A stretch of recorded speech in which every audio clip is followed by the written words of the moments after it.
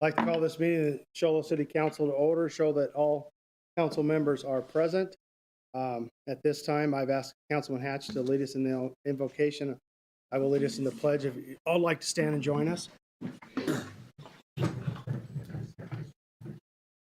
Our dear Father in heaven, we ask for thy spirit to be with us tonight as we meet as the members of the city council. We are thankful for the many blessings that we have received, for the gift of our beautiful mountain way of life. We ask a blessing on those that are suffering illness or loss. We pray for their comfort. Please be with our first responders and our military forces. They go about their duties. Keep them safe. We appreciate their sacrifices and their commitment. Father, please help us to be worthy of the freedoms that we have in this country, that we may preserve them. We say this in the name of thy Son, Jesus Christ. Amen. Amen. Please join me in the pledge. I Pledge allegiance to the flag of the United States of America and to the republic for which it stands, one nation, under God, indivisible, with liberty and justice for all. Thank you, Councilman Hatch. Appreciate that. Next item on the agenda is call to the public. Any citizen desiring to speak on a matter that is within the jurisdiction of the city council may do so at this time. Comments may be limited to 3 minutes per person and shall be addressed to the city council as a whole and not to any individual member. Issues raised shall be limited to those within the jurisdiction of the city council. Pursuant to Arizona open meeting law, the city council cannot discuss or act on items presented at this time. At the conclusion of call to the public, individual city council members may respond to criticism made by those who have spoken, ask staff to review a matter, or ask matters they put on a future agenda. At this time, I have one person that would like to speak, Mr. Stefanik. Did I say that close? Close. Oh, how about Mike? Did I say Mike okay? Stefaniak. Good, good. Okay. Yeah, I just wanted to thank the mayor and the city council members for the opportunity to address the council. That's a good thing to do with people. My name is Mike Stefaniak. I've lived in Show Low for 35 years. During that time, I've seen the city do a great job of providing city services, improving the quality of life for the citizens of Show Low. This was done with conservative spending of taxpayer dollars. I got to read this stuff. I try to keep up on activities the city is undertaking by reading the city council agenda and the minutes of meetings. The agenda for today's city council meeting included the minutes of the budget, town hall, and study session of the Show Low City Council held on April 7th, 2022. That's a mouthful. In these minutes, there's a budget item for $4 million for an event community center. It's budget items located in the discussion of the general operations budget for FY 2023. I just saw that and went, anyways, I just had a couple questions about that.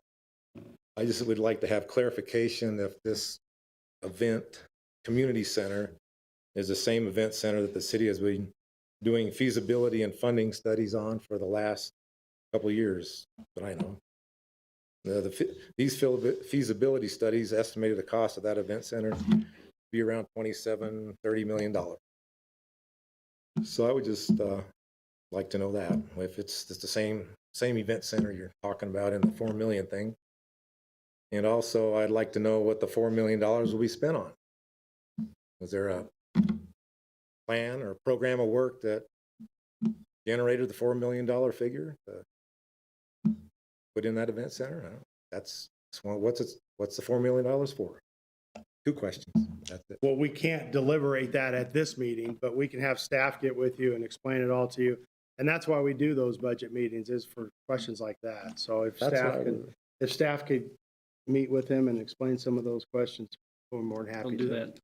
Okay, that'd be great. That would be great. All right, thank you. Just wanted to get that on the note. Absolutely. Thank you. Mike, appreciate that. Next item on the agenda, next item on the agenda is special events. Presentation by the Show Low Chamber of Conference. Mr. Wienow. And anybody else you want to bring up? It looks like you're on your own. I have some other board members here with me today. Support staff. Support people. I don't think you Mayor- need support. Mayor, Council, thank you very much for allowing the Shola Chamber of Commerce to be here tonight with you and to talk a little bit about what we've been doing at the Chamber and the exciting changes and things we're moving. Darius Gibbons is joining me right now, and I'm going to jump right into our leadership. We recently brought in new board members. Bill Matthews has joined us as a board member. Darius Gibbons has joined us. Mr. Rose and Ms. Teddy Croney, who are here and present with us tonight, as well as Mr. Neil Traver back there from ATS. I'm like, Neil's here. Wow. He snuck in. This Give him a means mic. something.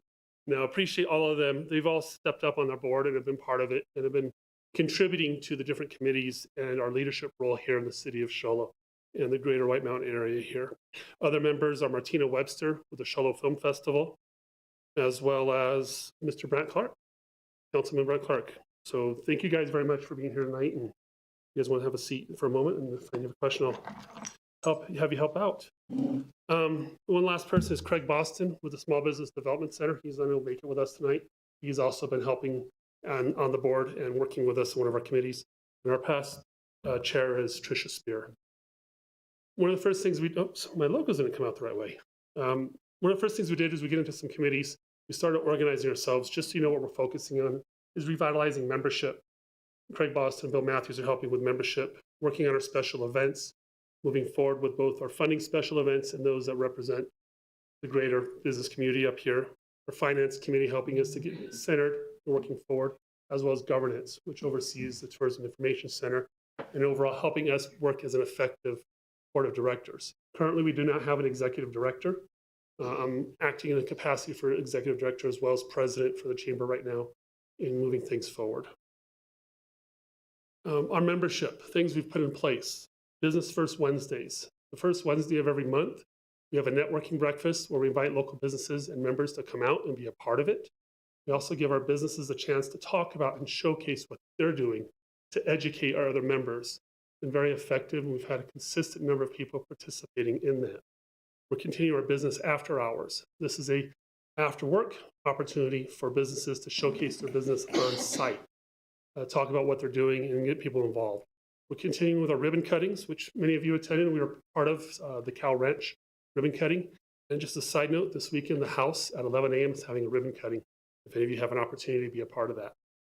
We're working with the membership revitalization, just getting out there, talking to members, finding out what we can do better for them as a member, as well as refocusing what our chamber does. Traditionally, a Chamber of Commerce, a lot of communities, was the directory. It's where you went to go to find out what was happening, what businesses were there, who to get in touch with, if you needed a service. I think we've all seen the change in technology and how that's changed. What we've done, talking with our board, is revitalizing that into a membership focus.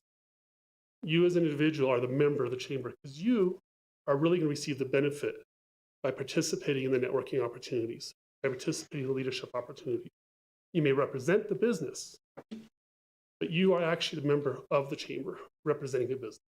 We want people to think about it that way because the chamber is a great opportunity for us to bring people into leadership opportunities to learn about the community and to become leaders in our community.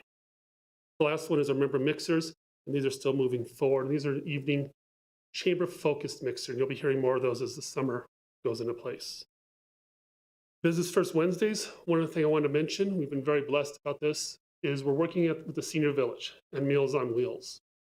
So a business hosts these Business First Wednesday breakfasts, and then their fee is a donation to Meals on Wheels as well. So by doing this, we're partnering with Meals on Wheels and supporting them, and we're providing a service to our members as well as an opportunity to network. So it's a nice win-win, both our entities and organizations. Our business after hours, some highlights here from the White Mountain Arts Alliance building, as well as one of our local businesses. Our ribbon cuttings, you recognize some people in those photos there. And then our general membership. We're seeing an increase. We have 212 members as of right now at the Shola Chamber. We're adding new ones regularly. Some are coming off because businesses have closed or for other reasons, but we're still moving forward. We have currently 212 members. Next committee is our special events.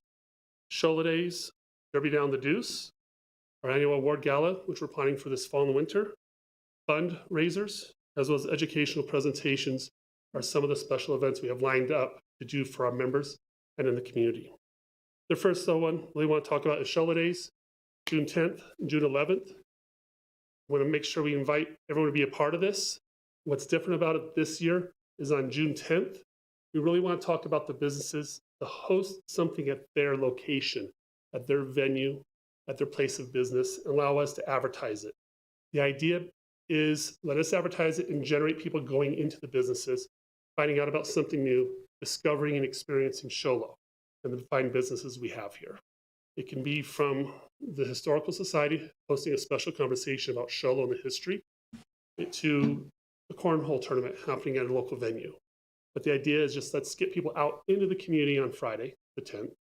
And then on Saturday, June 11th, is your traditional vendors-focused event. We want to have it community-focused. We have a lot of new residents here in the White Mountains. And we want to make sure they know about all the great nonprofits and organizations and community businesses we have here. So we're really focusing on a community-based event, making sure they're present and they're invited to be a part of that. We want to also set it up with a special community-based contest called Voice of the White Mountains. I've challenged the other chambers across the greater White Mountains, from Round Valley to Heber Overguard, even to Holbrook, to send us the best 2 singers from each of their communities. And we'll have a finale at Shola Days. Opportunity for someone to have bragging rights for the best voice in the White Mountains. We have a $1,000 grand prize for the best voice, including a special recording session, so their music will go on Spotify and iTunes. So we have some really neat prizes for people to participate in that. And from our standpoint, it's a great chance to get our neighboring communities to come to Shola on that day, and to be part of that community is a greater day as well. It's a way to bring people in, as well as tie in some of our partnerships we have with other chambers and our communication amongst one another. We talked about other area businesses, area non-government organizations and nonprofits are welcome to be out there. Casa Malpai and what they have going on in Springerville, they're planning on participating and be a part of this as well at our Shola Days event. And of course, we'll have our vendors, our food truck vendors, kids area. And one of the best things about it is a community stage that we're hosting. We're inviting our community organizations, from the cheerleading squads, the karate demonstrations, and to our barbershop quartets, to come out and take a 30-minute opportunity to be on a community stage and highlight what they do, both as an organization, as well as a way to recruit more people to participate in their organization, but to show people what we have, to highlight the special events we have throughout the summer when we have the big barbershop concert that goes on up here. So it's a chance to get people to participate and really talk about Shola Days, who we are as a community, what makes us so special as a community. And that's a little bit of a change for what we're doing this year for that event. We're going to still have an evening concert that evening. We invite everybody to be out that. And we're setting it up differently this year in neighborhoods. Different concept. We're not doing long rows, but we're going to do pods. In a sense, just think about a hashtag or a tic-tac-toe where you have the 9 squares around the 9 squares and the 8 around the outside. We're setting them up that way, trying to have people wander a little bit more. I stole the idea from Disney, where there's no straight lines. You just keep walking around a corner. You keep walking and finding something out. We're doing something different with it this year. But the idea is to get people engaged, spend more time out there with us at Shola Days. Spoke a moment ago, Voice of the White Mountains. Really excited about this. You'll be hearing marketing coming out next week across the radio stations for this, and our local restaurants and lodges and other venues are hosting their own competitions for this. What we've done is we told them, you have 2 slots to be part of Voice of the White Mountains. Host your contest and tell us who those 2 people are, and they have a slot to participate at Voice of the White Mountains this year. I hope to maybe in the future, as this grows, we can send our own representative to one of those big contests you see on TV. It'd be really neat if we can do that. Next thing, I want to show this one out here because we have a special extra photograph in this one here, is the 10 years for Derby Down the Deuce is happening this summer. We're excited to be able to host it. We're partnering up with the White Mountains Autism Foundation to be a part of it. What we do is we have regular competition with our businesses, and then in between races, we have buddy cards that children and adults in the White Mountain Autism Foundation participate in, and they get free rides in the only sanctioned highway race in Arizona. So what a better way of doing it? You know who that picture is on there, Mayor? Who is it? We also want to Guy thank in the Councilman orange Alsup helmet? here for being part of the original year of it with the Frontier linesman truck right there. It took us a long time to build that thing, and it was probably one of the slowest ones we ever put out there. But it was fun. But it was memorable. And it was to, I think it was 1/3 scale of whatever a big bucket truck looked like. So it was fun. We're excited about that. We welcome all of you, invite you to be a part of that as you hear more about this summer. Our finances, our membership dues are going up and strengthening in our financial areas. You know, our finances work with the Arizona Visitors Information Center through the city of Show Low. So we're handling that and keeping those things moving. And I'll talk about those numbers in a moment, as well as sponsorships, grants we apply for, and our funds we get from events or other parts of our finances. Our budget versus our actual program numbers here. This is where we were at last year with some of our numbers from 2021. This year, as we get into it, as we just closed, in our accounts, we're current assets of $48,536. A lot better from where we were a year ago with some of our numbers.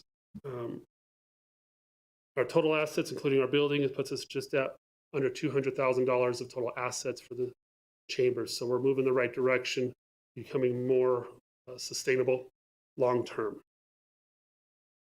Current, this past budgets versus actual, and there's a little bit of an issue with the budget on the current budget line that we most, but this is what we currently have in.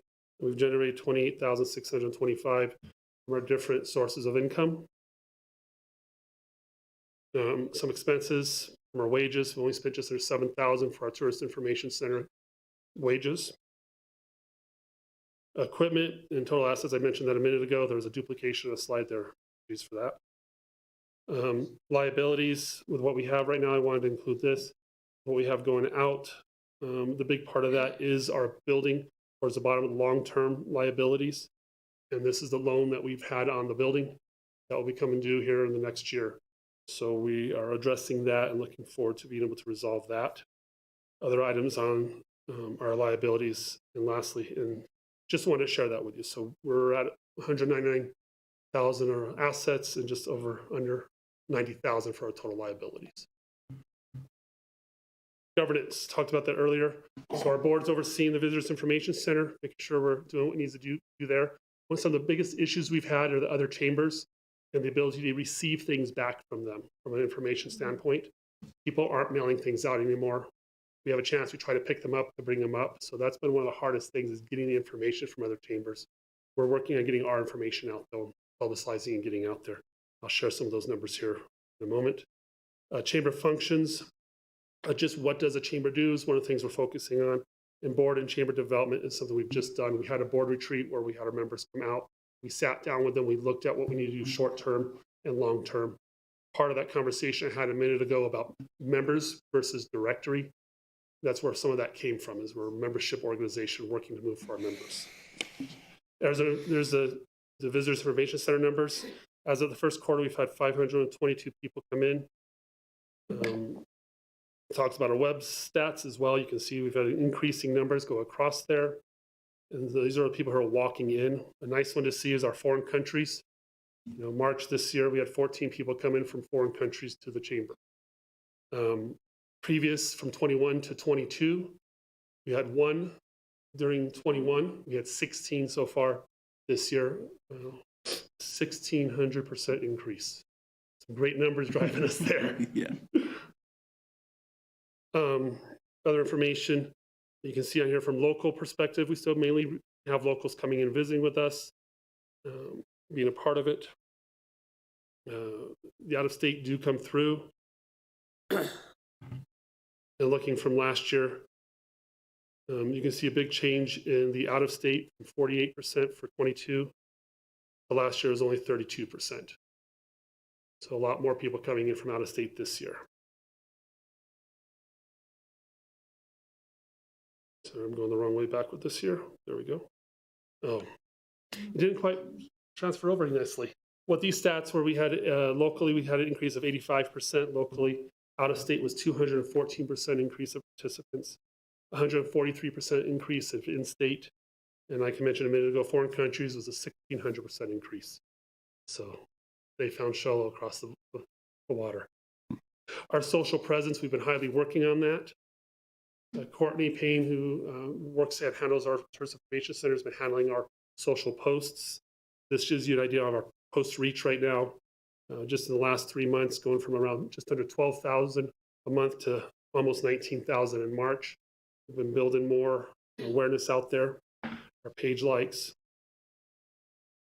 This shows you a little bit of the graph of what's happening for our visitors, and the increase that we're seeing out there of who our visitors are when they're visiting, looking at our pages. What I wanted to show here, though, is we're recognizing who our visitors are. Over 70% of them are female moms in that age range of 35 to 54. Ones who are making decisions, who are coming to our chamber. This helps us realize what kind of things do we need to post also. What are they looking for their families? So it gives us an idea to work with our businesses to make the appropriate post so they see things that will matter to them. If you go back one page, what happened on February 5th? I do not know what happened on February 5th. I didn't go back and look at that individual day. That's a pretty big spike. Um, Did COVID end that day or something? Is that what happened? no, we had a really good Masks. Yeah. I can't recall what it was on that day, but we did have a really great post that went out. Good. Who our visitors are. These are the people who walk in and tell us who they are, where they're coming from, and the information to share with you guys. Majority of visitors still coming from Cholo that see us. Phoenix and Pinetop Lakeside. Gives you who the visitors are that come to the center. Chamber functions, I mentioned it earlier, our networking, leadership development opportunities, and business growth for our members. We had a board retreat last month that went really well, and we're working on our strategic plan now and moving things forward. So what do we need to do that? So we're getting insight from our past board members to see where we've been, to see where we need to go. So we have a strong foundation for our strategic plan moving forward. I mentioned earlier, member-focused chamber. And what we're planning, we're still working with our ambassadors program. We're looking at both physical and a social ambassadors program, looking for a way to add value to our members, communication with our members, expanding opportunities for community members to contribute back to the community, and completing the strategic planning process is our goal for this year. Thank you guys very much for the opportunity to share things, and just remind everybody, Show Days, June 10th and 11th. Thank you, Stefan. Appreciate that. I know there's a lot of people excited about Sholo Days and getting out in the community, so it's nice to see there's some events on the horizon, but we appreciate everything you do in the community for sure. Any questions or comments or? Stefan, I think, you and your team is doing a great job. Thank you for bringing us everything to light, what's going on. But I like you thinking out of the box, especially the singing thing and everything else. That's something really kind of new. I mean, I haven't seen that around here. So I know thinking out of the box and trying to bring things together and other communities together, I really like that. Thank you very much. I have to thank my committee members, my board members. They're the ones who handle the individual committees and help us push things forward. I just get to be the voice. So they're the ones I have to thank. I'll share that with them. Thank you. Councilman Clark. I just like to thank Stefan and the other board of directors. It's phenomenal to see members of the community step up and want to serve, because that's great. And all of them, they're volunteers. Nobody's getting paid to do that. In a lot of ways, it's not only that you're not getting paid, you're taking time away from your own businesses and stuff like that to help enhance the chamber and the community. So I want to thank you and thank all of the members who are here tonight, because it is something completely outside of your businesses, and it's really just to help the community and help the chamber. So thank you for doing that. Thank you. Thank you, sir. Thank you. Appreciate it. Thank you. All righty, next item on the agenda is presentation regarding wildfire mitigation by APS. Mr. Traver. Thank you for making it. I know you've been busy today. Unfortunately, it's Been a while. we're talking about fires and they're out there already. Yeah, so. it's ironic. I was in Bison today talking about fire mitigation, and my phone started blowing up and saying, "Hey, we got a fire in Flagstaff, and oh, by the way, we're going to de-energize a bunch of lines." And it was an interesting conversation for me, trying to check messages and do a presentation. And Right. I got a little long. Well, thanks for letting me be here tonight. My name is Neil Traver. I'm the division manager for Northeastern Arizona for APS. And I just want to put another little shout out for the Sholo Chamber, especially Sholo Days. And I was really hoping that, Mike, you'd pull together a group from the council and do a barbershop quartet. You don't want to hear us. Probably not going to happen. You know, the I'll bet answer the is, chipmunks are better than we are. well, hey, you know, we give it a whirl. So I'm here to talk a little bit about fire mitigation and what APS is doing. So, you know, it's a conversation that I've come to the council many times on and had this dialogue, and every year we do a little bit more. So APS, we have very, very much so interested and invested in fire mitigation. I think you could look back over the past few years and see what's gone on across the country, the devastating wildfires that have happened. Specifically here in Arizona, I think last year, statistically, when you look at the numbers, I think we had 1,600 fires last year in the state of Arizona. We had I think it was over 600,000 acres burned. And you know, when we look at the number of lightning strikes, it was a phenomenal year last year. When you look at what happened with fire season, and then just 1 week later, it felt like everything snapped and it went to monsoon. And we had an unbelievable monsoon season. I mean, that impacted us right here in Sholo significantly, where we had flooding right here in downtown. So it was a really challenging weather season last year, and I can say we're already up against it. I think I got off a call, and I apologize, I was being a little bit late here today. The reason I was a little bit late is because I got off of a fire incident command call with some of my counterparts, and we were having discussions on the fire that's going on in Flagstaff. What's going on over there. I'll give you a brief update on that, as well as what's going on in Prescott. There's people that are being evacuated from their homes in both those communities right now because of the fires that are impacting. Our fire incident commander for APS said that there was 9 fires that they were looking at just today alone. So it got pretty scary just almost instantaneously overnight, it felt like. So APS is very interested and very intrigued in fire. Why? And I think that conversation goes back to what do you see across the nation? Yeah, I think we've talked about it many times when we look at what happened to the city of Paradise, California, a couple of years ago. Fire started, came through the city of Paradise, and effectively burned the whole community down. Had a massive casualty, loss of life. APS has taken that very much so to heart. Even before Paradise happened, we realized that our power lines go through many, many, many forested areas, what we call the WUI, the woodland interface, urban interface. And I have thousands of miles of power lines in my region that go through heavily forested areas. You look right here where we live in Sholo, beautiful pine forest. We live in a community that's absolutely amazing, and we don't want to have any kind of impact whatsoever or any potential start. So we have a comprehensive plan where we work year round to make sure that we're addressing any type of potential fire start that APS could have. What do? We have an integrated vegetation management program. I think everyone's seen, as you drive through the highways, you drive in between communities and you see all of a sudden just a wide swath of open area between forests where our rights of way are. We use those and we clean those out with mechanical and chemical treatments. Every year we spend a lot of time and effort making sure that those rights of way are clear of any kind of debris or any kind of tree or vegetation that has a potential to get up into our system, or vice versa. If our system gets impacted and we have wires on the ground, we don't want to have those wires come in contact with anything that has a potential to start. So you see that firsthand. I think that's something that's very well recognized. A couple other things that we do is we do year-round protocols where we go around and we do what we call the defensible space around poles. So in our big rights of way, those are really apparent. On the smaller power lines that are through the communities and throughout the forest that you don't necessarily see that wide swath, we go to each of the types of poles that we have. And if we have electrical infrastructure on those poles that has any type of potential to cause a spark, we'll go below that pole and we do a defensible space around that pole where we clear 10 feet to bare dirt.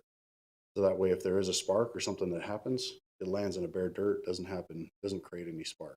It also creates a really awesome fire break, both those defensible space areas as well as our rights of way.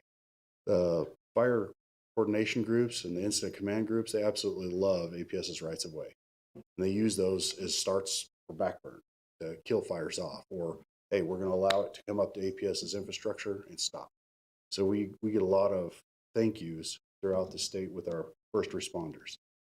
Another thing that we do is line inspection. So every year, I said in my region alone, I've got several thousand miles. In the whole part of the northern state, there's over 5,000 miles of line that we patrol via truck.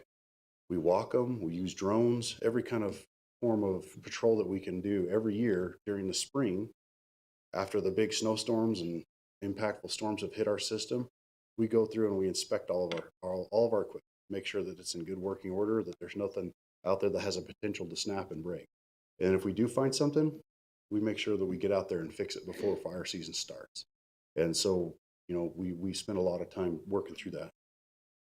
The last thing, and probably one of the things that I really want to talk about the most, is our protocols, our operational protocols. So we have a lot of equipment on our power lines out there that has automated sensing devices that are on our power line. So if let's say a Mylar balloon comes out and catches a power line and it zaps it, that sensing device will feel a fault or sense on the line, and it'll actually turn the power off momentarily and leave that power off to allow that balloon to drop to the ground. Or let's say it's a branch that falls out of a tree and hits a power line. That device, again, it'll turn the power off and stay off for just a few moments, let that clear, and then re-energize automatically the power line. We have hundreds of these devices throughout our infrastructure. Well, during fire season, we actually go and turn all those devices off purposefully. Why do we do that? We don't want to take any risk whatsoever to have, let's say, just a tree fall through the power line, catch the line, or have a branch fall between two pieces of wire, so to speak, and have that device turn off for a moment and then turn back on into something that could cause a fire. So creating a spark. So we intentionally turn those devices off. What does that do? A couple of different things for us. Prevents the fire. It also creates potential for a longer power outages for our customers. I've given this presentation many times. I've given it here to this council many times. And every time I've given the presentation, everyone I've talked to about it, they say, I'll live with a few extra hours, whatever it may be, for power outage, if it means I get to live in Show Low and have a beautiful pine forest. Sounds good to me. Great deal. Keep doing it. So again, it's inconvenient. It's not necessarily something that we want to do from a reliability perspective, but we want to do it to keep our customers and our employees safe. We want to protect our communities. This is far more important than the convenience of having perfect power, so to speak, all year round. So that's something that's going on. This year alone, I'm spending upwards of $15 million to add an additional 200 devices to my system. Those devices that I'm adding, again, will have that sensing device. And although during fire season they may be turned off, they'll still sense the devices and allow us to go find where the areas have been impacted. And during non-fire seasons, it'll actually allow us to pick up power and, well, during fire season as well, pick up power and restore power even faster. So it's something that's very important to us. We want to make sure we're taking care of our. It's an exciting program, and I can tell you right now, APS has taken the most impressive stance that I've ever seen in my many years doing this with fire mitigation, and we're spending a lot of money to take care of our customers. So I'll stop right there and ask if you guys have any questions for me. I don't have a question. I got a comment. I appreciate you coming and doing this the last few years. It's amazing because I do have people that ask me that same question about why would you turn those off? So explaining that again and again, as you have the past few years, makes a lot of sense. So if a tree branch hit one that's turned off, do you guys go out there, or during fire season? How does that work? Yeah, so during fire season, we turn those devices off. And let's just do a hypothetical. Tomorrow it's really windy, and a branch comes off a tree, catches the power line, and the sensing device feels that, and it turns the power off. It won't turn the power back on. And we're going to put a human out in the field, boots on the ground, to inspect it and confirm. Wire's not broken. I've got nothing that's touching the wire and touching the ground that's going to be able to potential cause a spark, or equipment's fine in the air. Again, we're good. They'll make the phone call to our operations center and say, let's go ahead and re-energize. Then we'll put power back to the system. Only then, when we know for certain that we don't have a fire issue, will we energize the line. And again, it may take a little bit longer than an automated device on a momentary system, but I love living here. I love the forest. I don't want it going away. Let's take care of our community. Any other questions?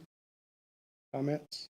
Just another comment is just thank you very much for partnering with the city and then all the other cities and towns around the state of Arizona to help protect us and to make it simple and easy for us and hopefully save our houses and everything else. So thank you very much for your time. You're welcome. And if the council would like to hear just a very brief update on the fires that are ongoing in Yes. Flagstaff or Prescott. So in Prescott, we have a fire, the Crooks Fire is what's going on down there. It started yesterday. It's grown significantly. From yesterday to today, the high winds today in the region picked that up and kind of pushed it around a little bit. It has impacted some of the communities and residents in there, so that some of the communities around the Prescott area have had to be evacuated. At this point, we've de-energized our lines in that area so the first responders can work without fear of having any kind of power concerns while they're fighting that fire.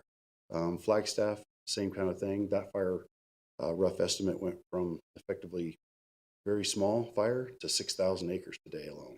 It ran really quick. It ran through the north end of the Doney Park community. It's not, so Doney Park is technically part of Flagstaff, but its own little neighborhood, so to speak. And it came off the east side of the San Francisco Peaks, flew down the mountain and into that neighborhood, and it did run through the neighborhood today.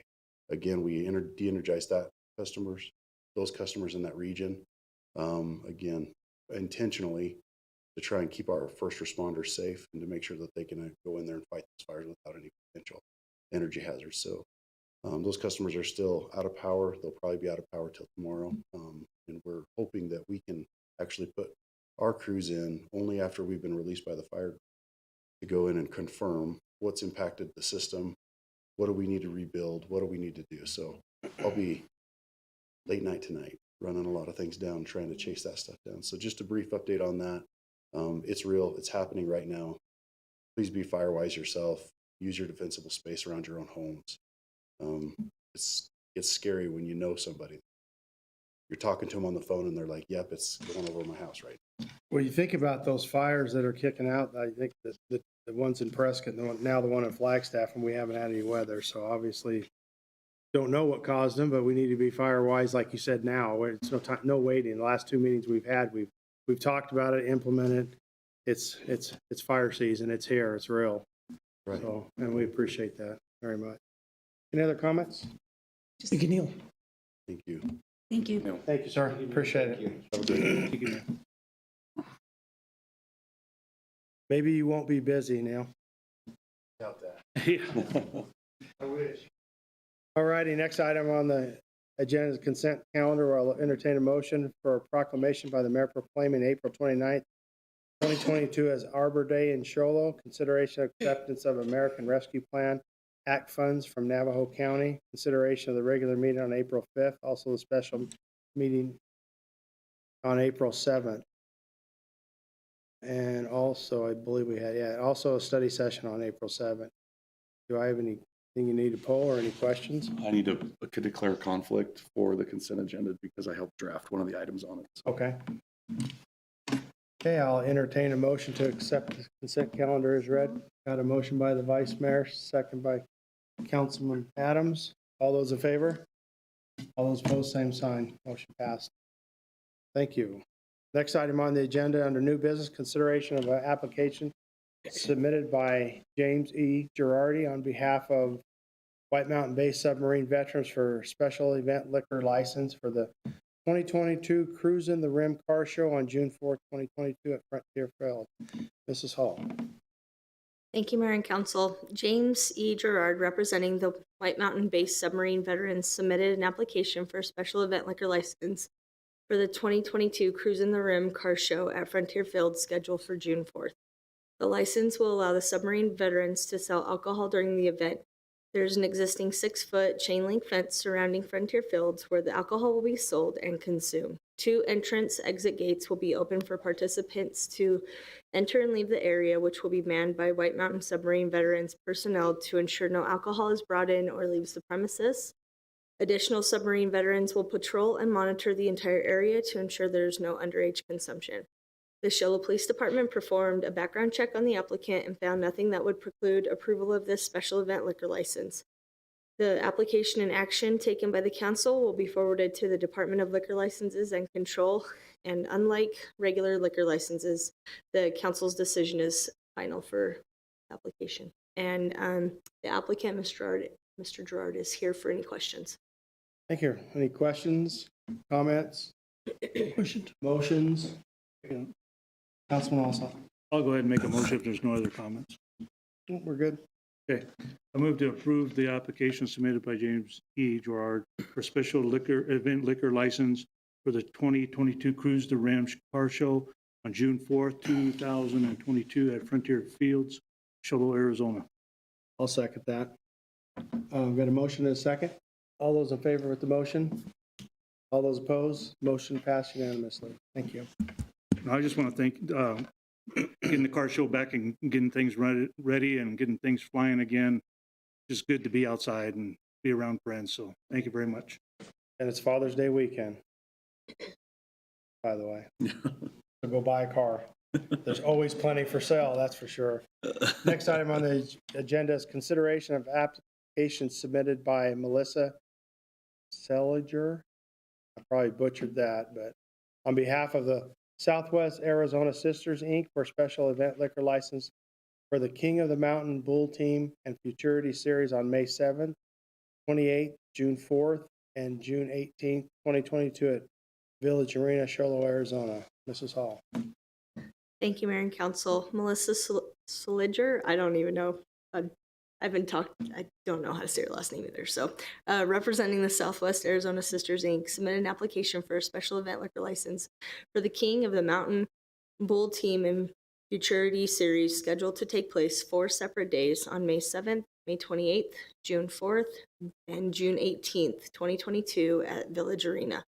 This license will allow the sale of alcohol during the 4 separate one-day events. There's an existing mountainside barrier along the north, east, and south sides of the arena, and only one entrance exit on the west side through which spectators can enter or leave the arena grounds. Security will be provided by 6 Army Rangers, with 2 stationed at the entrance and exit and 4 patrolling throughout the venue. The Shoalo Police Department performed a background check on the applicant and found nothing that would preclude approval of this special event liquor license. The application and action taken by council will be forwarded to the Department of Liquor Licenses and Control, and unlike regular liquor license, the council's decision is final.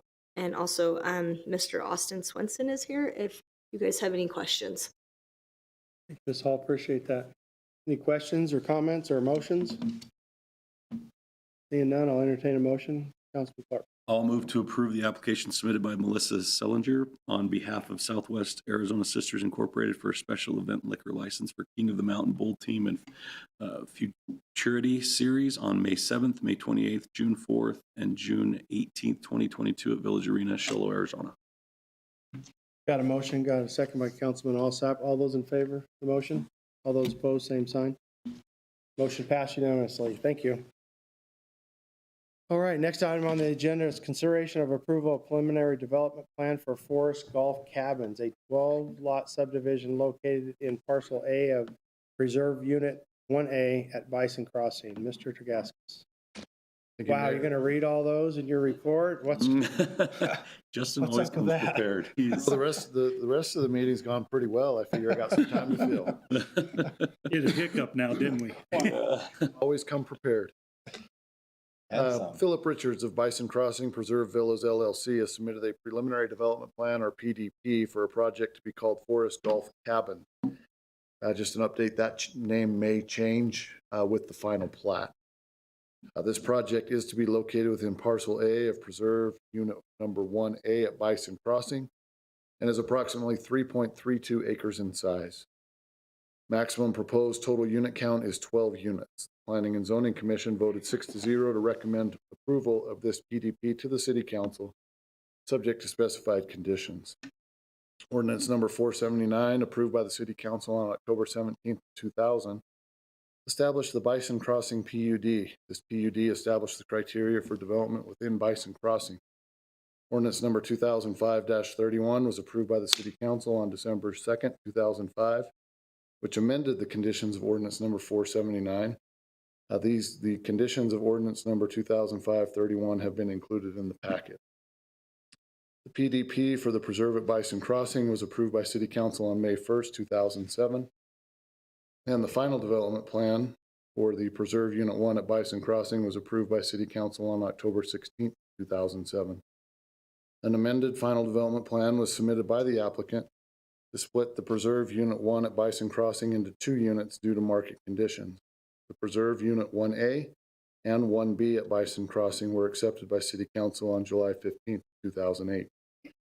Forest Golf Cabins PDP is a replat of Parcel A of Preserve Unit 1A at Bison Crossing, which indicates 12 lots with an overall density of 3.6 units per acre. Minimum lot size is 0.23 acres. Maximum lot size is 0.44 acres, with an average lot size of 0.27 acres. The PDP will include public roads consisting of a 32-foot wide improved surface. Staff has reviewed the submitted PDP and has found it meets the requirements of City Code as well as the Bison Crossing PUD requirement. The commission decision is as follows. Number 1, all development shall comply with all applicable federal, state, and local requirements, including Timber Mesa Fire and Medical District requirements. Number 2, the project, including number of lots and overall density, shall be developed in substantial compliance to the submitted preliminary development plan. Number 3, prior to construction taking place on the subject property, the city shall approve all required infrastructure design, including street layout, drainage plans, fire hydrant locations, and water and wastewater plans. The applicant shall submit the master drainage plan with a stamped letter indicating compliance with the master drainage plan. Number 4, North Bison Preserve and a trail or sidewalk shall be extended to the end of the subject property in accordance with City Code Chapter 17.20, Development Standards. Radius requirements for emergency vehicles shall be met. Number 5, trees are of an utmost importance. As much as possible, street design, lot layouts, and unit placement shall be coordinated to save trees. And finally, number 6, finished floor elevations shall be included on the final plat for each lot impacted by the Federal Emergency Management or FEMA floodplain. With that, staff is available for questions. Thank you, sir. Questions or comments? Councilman Alsop. I mean, you had like 80 pages in here. Yes, we did. And I went through them, and the one thing I just want to make sure, and I believe I'm right, but I could be wrong. But it was a condition ordinance number 2005-31. I don't know what page it is, 1282 or something like that. It says prior approval of the preliminary development plans, the legal mechanisms for the preserve of the golf course located at Track A of the Shoalo Country Club. Is that all preserved and we don't have to argue or complain about anything that might change on the golf course or anything else? Correct. That took place prior to any plat being approved within the Bison Preserve subdivision, master plan subdivision. So that has taken place already. Yes. Okay, that's what I just read, and I just like that has been a thing for years and years. So I want to make sure nothing's changed on that. So thank you very much. Councilman Alsop. Any other questions or comments? If not, I'll entertain a motion. Councilman Clark. I'll move to approve the preliminary development plan for Forest Golf Cabins at 12 lot subdivision located in Parcel A of Preserve Unit Number 1A at Bison Crossing, subject to the conditions of approval recommended by the Planning and Zoning Commission. I got a motion and a second by Councilman Adams. All those in favor? All those opposed, same sign. Motion passed unanimously. Next item on the agenda is consideration of appointment of a city council member. Mrs. Hall, you're busy tonight. Yep. Thank you, Mayor and Council. Councilwoman Dawn Wilson, whose term expires the first regular city council meeting in December 2024, resigned her council seat effective April 4th, 2022, due to her running for the Justice of the Peace in the upcoming election. The council formally accepted her resignation at the April 5th regular meeting. At the April 7th study session, city staff advised that when there was a vacancy on the council, state statutes allowed the city council to appoint someone to fill a vacancy for the seat's remaining term. In the past, the council had solicited applications of interest and held interviews in executive session, and the council appointed an applicant to fill the vacancy. Staff advised that 5 candidates had submitted candidate packets for the 3 open council seats whose terms expire December 2022 for the 2022 primary election. The council advised staff to contact the candidates to gauge interest in being appointed to the vacant council seat. Staff contacted all 5 candidates, and 2 applicants submitted an application, Bryce Judd and Jody Whitehead. The two applicants were interviewed by the council at a special meeting earlier this evening. And in front of you is a ballot showing the names of the two applicants. So council members will now mark one choice on the ballot for the individual they wish to appoint. After you have marked your ballot, I will tally the results and indicate which individual has the most votes, and then a formal motion may be made based on the results. And then please make sure to put your names on the ballots. We send these to you, Rachel, or to Nicole? To me.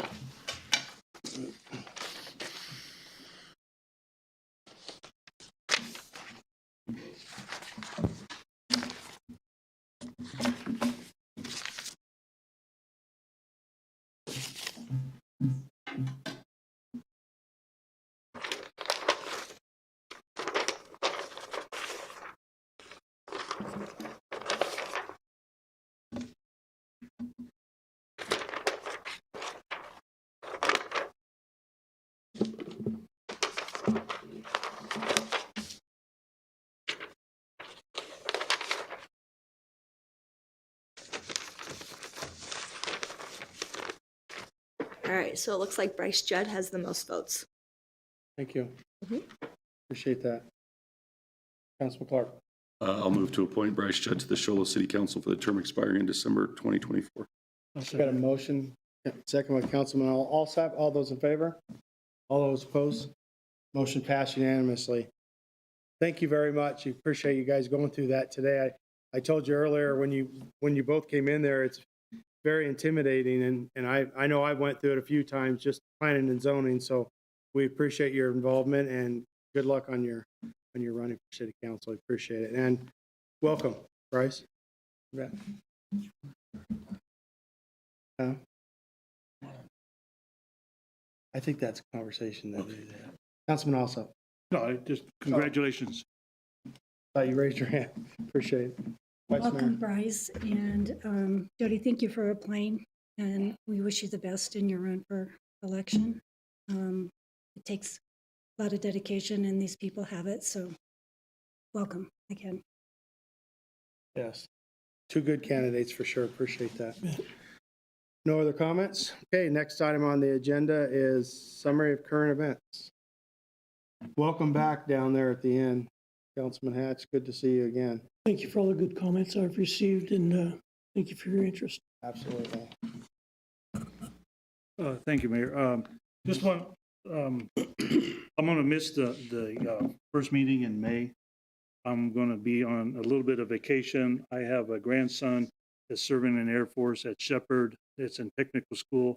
And my other grandson graduates from Lackland the first week of May in Texas. So I'm going to be over there encouraging my grandsons to keep up and to tell them how much we appreciate them and everything else. So then as soon as my grandson graduates from basic, he goes up to Shepherd for technical school too. So I have both of them up there. So I'm going to be gone for that first week. So.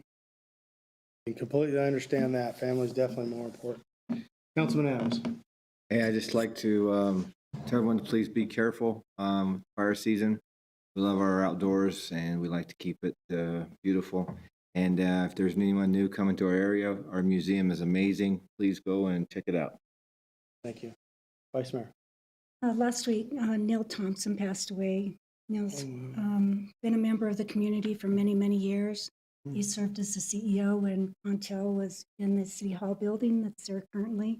It became a different name, but he's also served on the Chamber of Commerce. He's been on the hospital governing board for about 25 years. So we send Neil's wife, Carol, condolences and his family. Can I have seconds on that for a second? Sure. You know, Neil Thompson, I just want to go up to Vice Mayor. Neil Thompson was not only on that board, but Neil Thompson was here as a VP started out as Western States Telecommunication Company and went to Contel and GTE and Citizens. And he's a man that broke ground for where the City Hall is now, him and Governor Babbitt. Got pictures of them breaking ground for that building. He served 6 states out of that building. Just an unbelievable man and family He's going to be greatly missed. He is one of my best second levels I've ever had in my life. So I'm going to miss him a lot, and his family is going to, it's going to be a while for that boot to be filled. So he's just a great man, and just on the hospital board, he's served there for I don't know how many years, tons of years, but he's going to be well missed. Thank you. Thank you, Councilman Ossoff, Vice Mayor. Real quick, I got a couple things. First weekend in May, the 6th and 7th is I believe the 9th annual Sholo Barbecue Throwdown. Friday night, we'll have a SCA contest, which is a state cook-off association, and then Saturday will be the 4-meat. Free games. It's what year anniversary is that of the city? I said this last time. It's also, how many? The city anniversary party is that same day. So it's that Saturday. We'll have live music. So come on out and enjoy the day. I know God loves barbecue, so the weather will be fabulous. So also in May, the White Mountain Sheriff's Posse is doing a reverse ride this year. It's our 50th year anniversary of being a sheriff posse. We're going to start in Globe and end up in Pine Top. So we should get back to Pine Top on the 13th, which is a Friday at Charlie Clark. So if you're out and about, and the horses, we're going to come from the other end, so you won't see them come through Sholo. But if you got nothing to do on that Friday, come on out and celebrate the anniversary party of the Sheriff's Posse. That's all I have. City Manager. Thank you, Mayor. A couple items.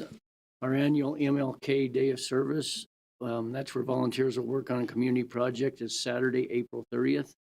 We'll meet at City Hall at 9 a.m. in the morning and have work assignments. It'll be involving cleanup of streets and around the city. Just remind people to come and wear closed-toed shoes and bring gloves and a hat. If you need more information on that day of service, 532-4014. The next free excess trash collection day is scheduled for the week of May 2nd through May 6th. And that's available to all City of Sholo refuge customers, provided by Waste Management by their contract on the regularly scheduled collection day. And it's always during the first full week of an odd number months unless there's a holiday. Items must be bagged, boxed, or bundled and weigh less than 50 pounds and placed next to the poly cart by 6 a.m. on the regular trash day. Large items such as refrigerators, freezers, mattresses cannot be accepted on the excess collection day. That'll come later in the Project Clean Sweep in June. And then the Project Clean Sweep, it'll be our 24th annual Project Clean Sweep. It'll kick off in mid-May, and Sholo residents will be able to dump green waste for free for 2 weeks at Dirty Deeds Green Waste from May 9th through the 14th, and again from May 16th through May 21st. And then, as I mentioned, there's other parts of Project Clean Sweep that'll flyer be put in your utility bills in the next utility billing. And then we have quite a few public works projects going around town. One of them is the city campus parking lot, and that paving at that parking lot should be completed this week. They've started the work on the new portion of the meadow path in Sholo Meadow, and they're continuing on some sewer projects around town. ADOT's also started their project doing concrete work on White Mountain Road, and for that mill and overlay project that'll come later this summer. Thank you. Appreciate that. The trash or the green waste at Dirty Deed, is that a phone bill? How do you get, I don't want people to go over there and say, I live in Sholo. How do they have to take a water bill? Did you make that comment about, or is it anybody on the mountain? You need to have you have to have a refuge service in the city of Sholo to be able to use it, and you will have to provide a utility bill or proof of address. Okay, thank you. Appreciate that. Anybody else need seconds? Next item on the agenda is schedule and meetings. We do need to have another short budget study session to discuss a couple items. And looking at the calendars, we believe May 3rd, that's your next council meeting, will work if the council's available at 6 o'clock. We know Councilman Alsop's going to be gone that day, but we'll catch him up on what we discuss after that meeting. Just refresh my memory of when do we install our new council member at that meeting, but afterwards, right? You'll be during the meeting, but we certainly will have him invited to the meeting. Thank you. Does that sound good for everybody? 6 o'clock, because we're gonna need everybody there, of course. Okay, any other meetings? Need to schedule, Ms. Hall? You don't have any? Appreciate that. Appreciate y'all showing up. That wasn't bad, an hour. And I think, that was a record for Stefan, I gotta be honest. I've never seen you talk that fast with so much in there, but you did awesome. I appreciate I that. think he beat it by 1 minute, didn't he? Well, if there's no more business before this council, I'll adjourn this meeting. Thank you, guys.